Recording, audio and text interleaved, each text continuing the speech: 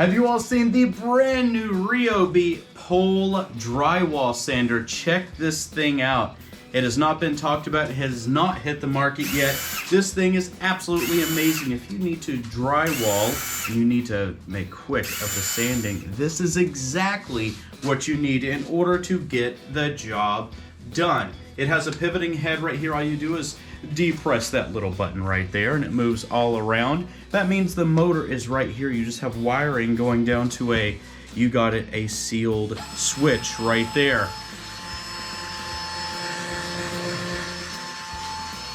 And it turns right on. Check this thing out. It has a sealed battery compartment too, so you're not going to get it wet depending on whatever you are working in the environment. And it has some really great rubber over molding right here.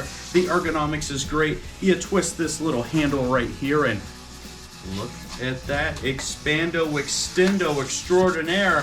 So you get some really good leverage out of that.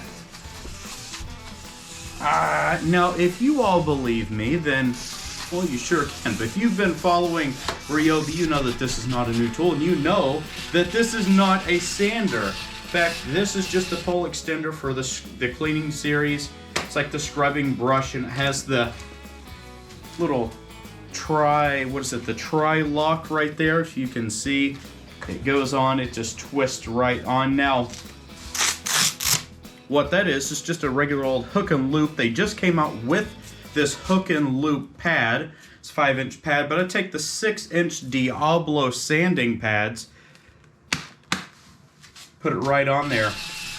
And I've actually been sanding my walls with this. Now, I've been letting all of the drywall dust hit the floor because I just take one of my vacuums with a HEPA filter and I go ahead and vacuum it up. Now, this isn't necessarily a sander, but boy, does it work very, very, very well as a sander, and it gets to those hard to reach spaces. So if you're just going to go, hold on, here we go. Now we'll tighten it down. So if you need to get up really high up there, instead of having one of those regular pole sanders where you're just sitting there scrubbing, you just hit that button right there and it does a fantastic job. Now, if I wanted to hook up a vacuum right here, more than capable.